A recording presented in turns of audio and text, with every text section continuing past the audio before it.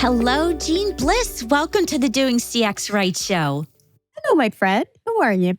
I am great because I am with you today, and what a special treat. I was hard to lock down. So sorry about that. They say patience is a virtue. Better late than never. I don't know. Yes, thank you for making sure we got to do this together. Yes. So, oh my goodness, so much to talk about. But first, let's begin with telling the audience, there's no way they don't know you, but just in case, who are you? What do you do professionally? I am I guess you'd call me a customer zealot. It's all I've done professionally in my life, career-wise. I led customer experience kind of in the very early days at some really big companies like Land's End and Microsoft and Allstate and Mazda, and then started doing what I describe as helping others push that rock up the hill, because nobody was writing about the work. Nobody was, talking about this weird role. And so wrote my first book in 2006, wrote another one in 2008, wrote another one after that, then wrote a fourth one, and co-founded the Customer Experience Professionals Association with my friend Bruce. And since then have been coaching and prodding the C-suite along to lead for earning customer-driven growth. That's what I do. Helping companies become the best version of themselves is really why I do the work. Love that. And by the way, you're talking about Bruce Temkin? Yeah. Yeah. Just had him on my show last week. So good timing. Good. Yes. We birthed that together, the CXPA. I can see that connection very clearly. So your why, is that because, like you said, people weren't really documenting it and teaching it? Well, we're focusing on the mechanics instead of the meaning of the work. Mm-hmm. Our whole purpose is to improve lives, to do, as I talk about, know your 3 blocks long. I talk about the story of my dad who had a Buster Brown shoe store in Des Plaines, Illinois. And he was so much a part of the story of people's lives that when he retired, a line of people 3 blocks long stood to say goodbye to him. And we don't start with, why are we here? What's our 3 blocks long? How will we be remembered? Instead, we whack-a-mole problems, or we chase survey scores, and 90 to 95% of the companies that I work with don't start with the hard angsting of deciding on their non-negotiables, how they're going to lead, deciding how they're going to enable their people to rise. And instead, it's just, problem solving and whack-a-moling, and you don't become a different kind of company that way. And you don't become unforgettable, which we'll get to. Yeah. So what's one fun fact that people might not know about you? I'm one of 7 children, all Italian, and only 5'0". When I'm on the stage, people think I have a big mouth. And I wear tall shoes. And so then I get off the stage and people are like, you are a midget. Yeah, there you go. I relate. I'm petite. And we could probably talk about this for a while because I don't feel petite. I feel tall. No, definitely have a Napoleon complex, me over here. Yeah. So, all right, let's get to the meat of this. So you started recently What I Know series, which is fantastic. Tell me about that.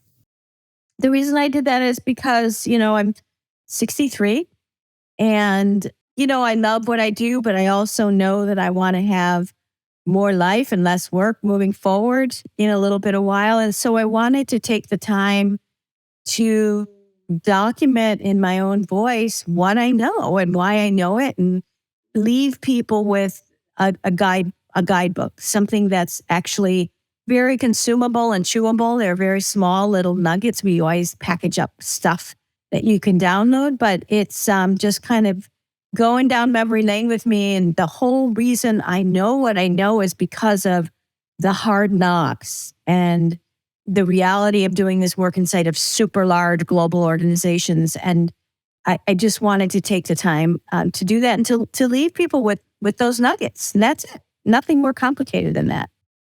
I relate. That's literally my purpose of this show. Maybe it is a legacy, for the future when people look back. But yeah, it is inspiring and spreading what we believe in. So you talk about something, this was part of What I Know series, and it really caught my eye around goal mapping, not journey mapping.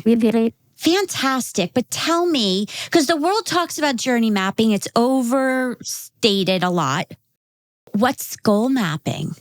So when you ask, I've done this since 1983. I've been doing this work. So we did the first version of what we called a journey map, but ours was actually a goal map in 1984 at Land's End after Jan Carlson came out with his wonderful article and methodology from SAS Airlines. And what we built was, what's the customer trying to accomplish, or what do they need to accomplish? Therefore, what do we need to do?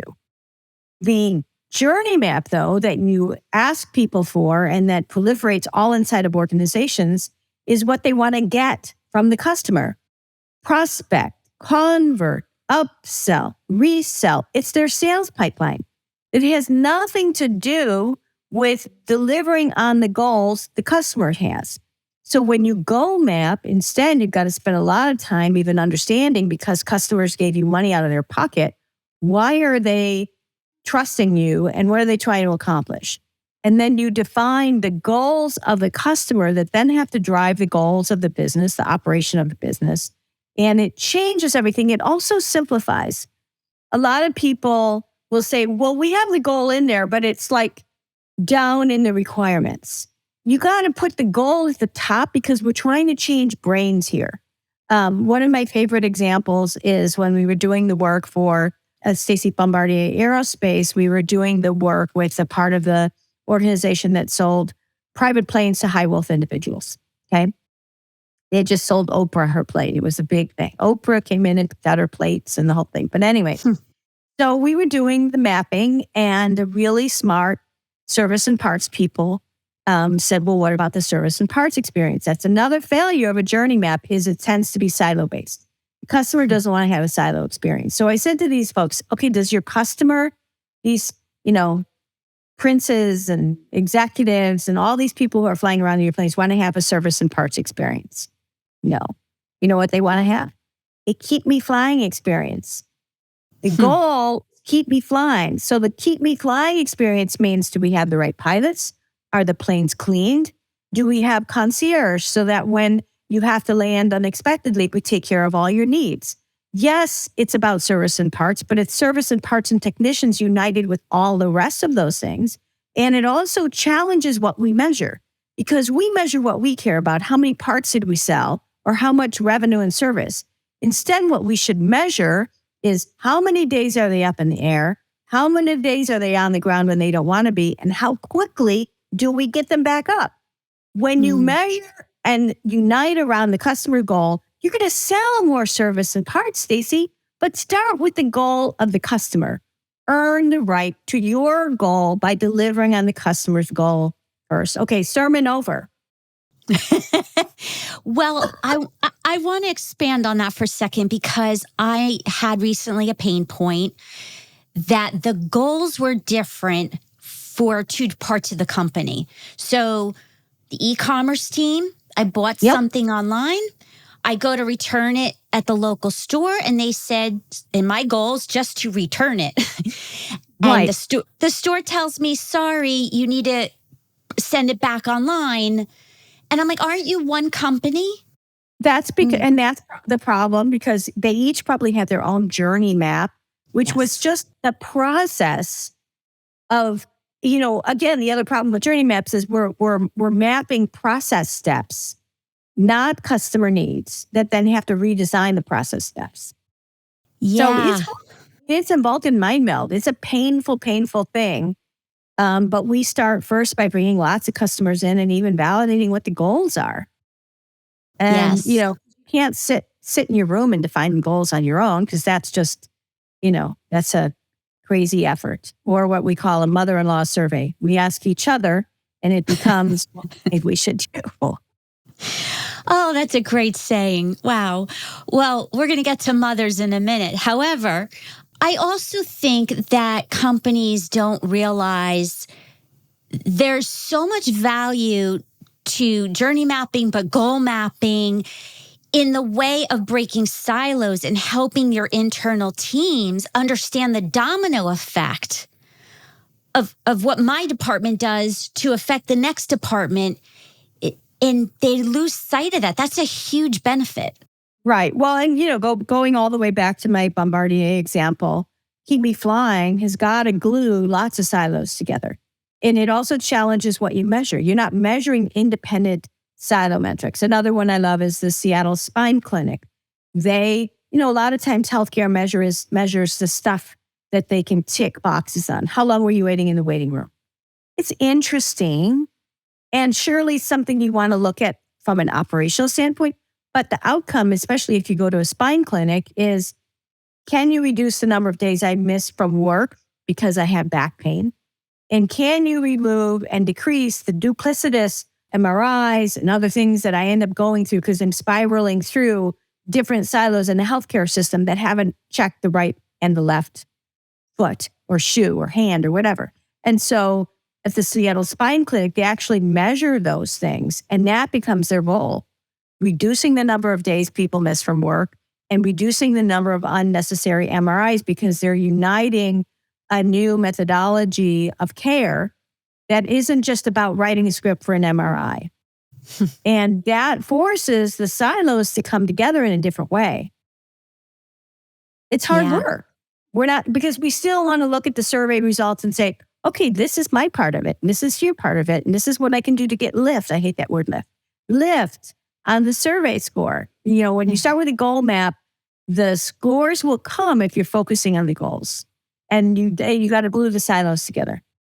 So I imagine the goal mapping helps. It's a key ingredient to becoming what you've written about, an unforgettable company. Yeah, for me, unforgettable or beloved, or, for me, I like talking about it and saying, how will you be remembered? Which is, connecting back to that story of my dad. It's the companies that you love and admire, they take on humanistic characteristics. If you're trusting, you want to be trusted. That means you've got to go through all your paperwork, your contracts, your materials, your policies, so that you create a two-way street of trust. If you want to show up as human and caring, then that means you've got to care for your people and give them the ability to make the call. We need to remember that people remember and believe in and go back to the companies who behave in a manner that's congruent with our own, that's congruent with how we were raised, which is why I wrote the Silly Mom book, which I think you may ask about in a minute. I am. Yes. Oh my gosh. Make mom proud. That is, Oh my God, where do we begin? Well, first of all, what inspired that book and that mindset? The Would You Do That to Your Mother book came about because I was watching how complicated we had made this work, Stacy. It was dashboards and data and cross-tabbing and regression analysis, and I wanted to get to the core and to the root of it in a very simple way, which is, as you're making this decision to charge someone an extra $5 for a pillowcase or to do their bags or whatever it is, would you do that to your mother? And so then I had to turn it into a book and broke it into four categories of goodness that really connect humans inside of a company and humans outside of a company to, again, this whole notion of congruence of heart, what we know is right in habit, how we organize and lead so that we enable people to behave in that way. What are actionable tips that people can do to become unforgettable, to make mom proud, which I did submit a story about my mom, by the way, on your website. Yeah. I put that up there. Didn't I put it up there? I just did it last night, but I love the mission. Oh, you did it last night? Oh, okay. We'll get it up there. Oh, good. Well, the way I organize the mom book is this. It's like a recipe card book, if you will. It's broken into 4 categories. be the person I made you, I raised you to be, which is about enabling your employees to rise. So are you getting rid of things that make it hard for them to make the right decisions? So for example, we talk about Alaska Airlines in there, who created a We Trust You toolkit. What's your version of proactively giving people options that they can take when they're in the moment with a customer versus saying, okay, let me find out if I can, extend your warranty 2 days, Mr. Customer who's been with us 25 years. The second section is called Don't Make Me Feed You Soap, or make it easy to do business, or get rid of the pain, build respect. And in that section, there's 8 case studies and all kinds of action items around getting rid of what makes it hard to do business with you. And so that's the way it goes throughout the book. There's 32 case studies, 32 actions, and a mom lens. So you can reflect on each one and try to make it really simple so it's very, very actionable. There's lots of fun examples in there. For example, Lemonade Insurance, a disruptor in the financial services economy. They created, they got rid of the rigmarole of buying insurance. And insurance, like a lot of regulated industries, creates fear, worry, concern. And so they price simply a percentage on everything. They create a community around it, which is, if we're all honest and put in claims in the right way, we'll all be able to give money back to our favorite charity. But then they have you do this thing that had me giggling, which was an honesty pledge. You have to actually look into their bot and film, I promise this lamp I'm asking you to replace is really only $25. And then I say, so help me, Mom. So they connect, they get to the core of who we are as people and build that into their operating model. And so that was what I tickled out in all of these different case studies, the way that people were actually able to be good humans through how they conducted themselves in business. Well, speaking of conducting yourself in business, there's a phrase that I just heard that I had never heard before. I heard it 4 times yesterday. And there's this quiet quitting. You hearing this term? I am. And I'm it's interesting. What do you think of that? Well, first of all, that would not make my mom proud.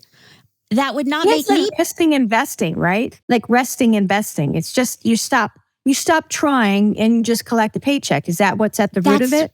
That's what it is. And that mentality is happening in the schools, with the teachers, with the police force, with corporate, like everywhere. And I guess maybe that's partly due to post-COVID life, partly because maybe politics, partly because of everybody's afraid to speak. Like, I don't know what is causing that, but that is mind-boggling to me, because we grew up with work hard, right? Put in that discretionary effort. You bet. Yeah, no, I am just reading more and more about it, and it is anathema definitely to how I was raised and to how I conduct myself. I do think, though, everybody's exhausted. You've got, we don't know, because this is not our generation, right? I mean, these kids are gone to college. They're straddled with huge debt. They don't know what things are going to get them. They're in a situation where they make decisions differently than we did. You've got social. I mean, I wouldn't have wanted to go through high school with social media, would you? I mean, golly, it was bad enough not getting a call on a Saturday night, but to have the ear of all of your friends, the voice of all your friends in your ear talking about your hair, your makeup, how you look, if you have a limp, whatever it is, it's just, so I don't understand it enough, but I do know it's very different from how I would behave, but I also want to understand what's motivating this.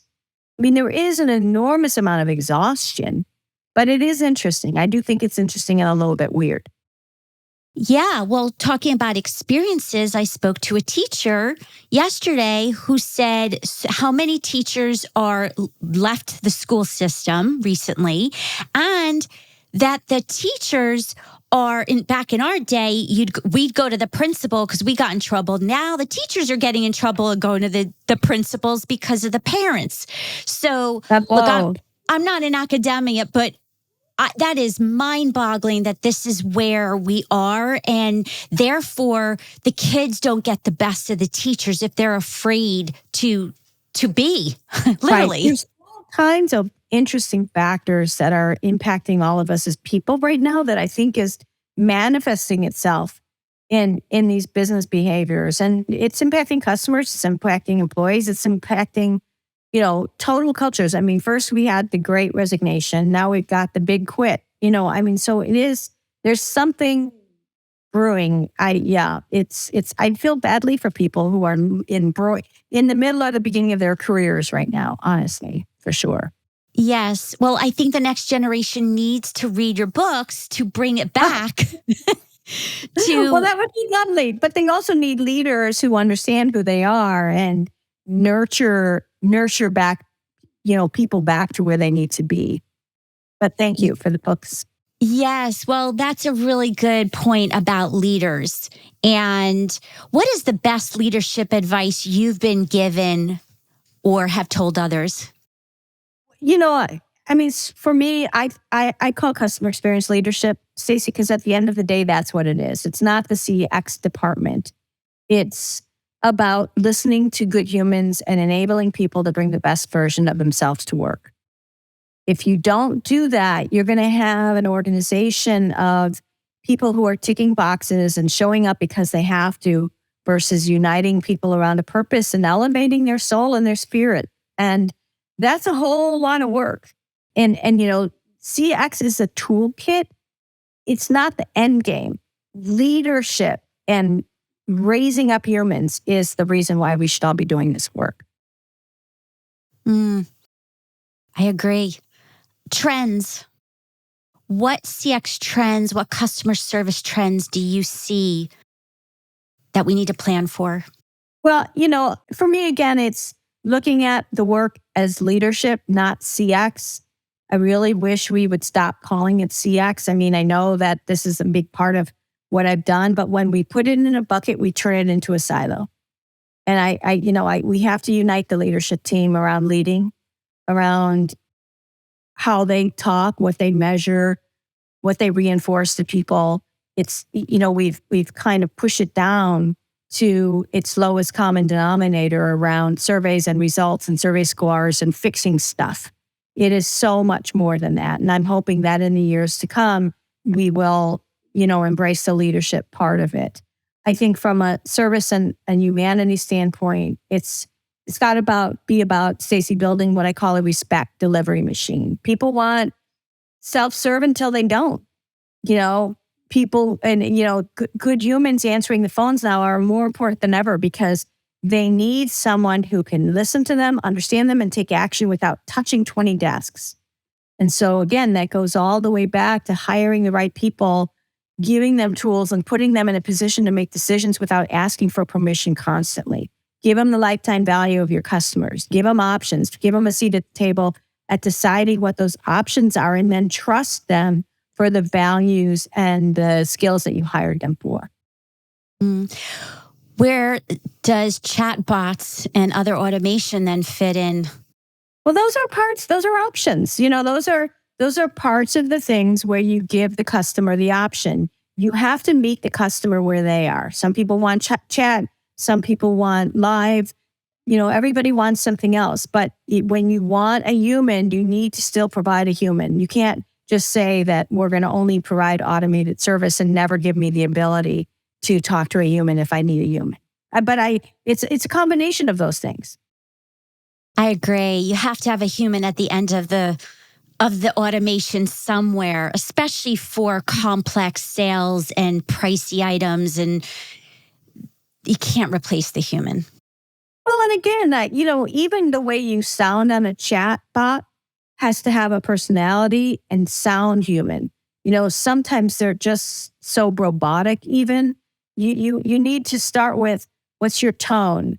How do you sound? One of the greatest pieces of advice I got in my career was from Gary Comer, the founder of Land's End, where I started my career. We did everything. We were growing really rapidly, et cetera. And one of the things I was doing was writing copy at a point in time. And he said, Jeanne, this is too corporate-y. Write like you talk. And that's why my books sound like a smart aleck Italian from Chicago. You write like you talk. And when we write even communication from business, it's staid and it's crisp, but it's not human. So we need to, even within our non-human media, find a way to make sure that who we are as people shows through in the language we pick, how we write things, how human we are. That's a great point. And I'm sure people who are really experts in diversity, equity, inclusion have opinions on how all of the voice and tone and wording need to be. Yeah, well, and that's getting more and more complicated too. But if you don't even address it, everybody's chatbot is going to sound like everybody else's chatbot. It's just this vanilla going on. Yes. Well, as we come to the end here, 2 questions. If I had a ton of CEOs and entrepreneurs and leaders of top brands in my room right now listening, what's the one thing you want them to remember?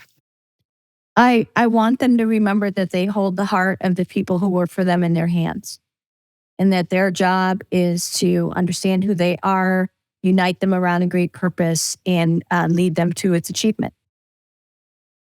Purpose. Do you think there's a lot of purpose-driven companies? Do you think that's growing in importance? What's your view on that? I think it was a groundswell, and through COVID, we got a lot of wonderful purpose-driven behavior.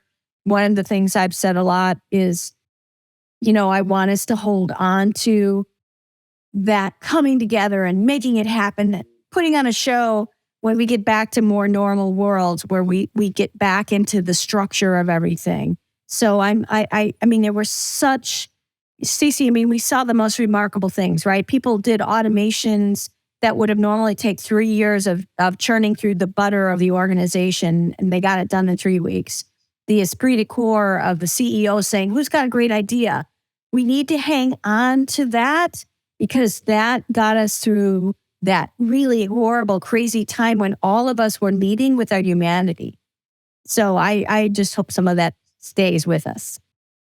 Well, I'm on a mission to make that happen for the areas that I work and my span of control for sure. And finally, if you could go back to your 20-year-old self, based on what you know now that you didn't know then, what would you tell your younger self? Check your ego at the door, pace yourself, and be kind to yourself. It will all happen. We're on this habit trail of wanting to move fast and forward. Take your time and enjoy it. I love that. And check your ego out the door. I think that age comes wisdom that you don't have when you're 20. Oh, totally. And, our work is about showing a big light on others. It's not about what we did. Yes. Well, I am so grateful for you. I know people will want to reach out. What is the best way to find you? I'm on LinkedIn at Jeanne Bliss. And then my website is Customer Bliss. I married a guy named Bliss. So how great is that? customerbliss.com. Easy peasy. It's all there. Exactly. Well, thank you so much. I really appreciate you. And thanks for the good work you're doing. Thank you. Take care. Okay. Bye-bye.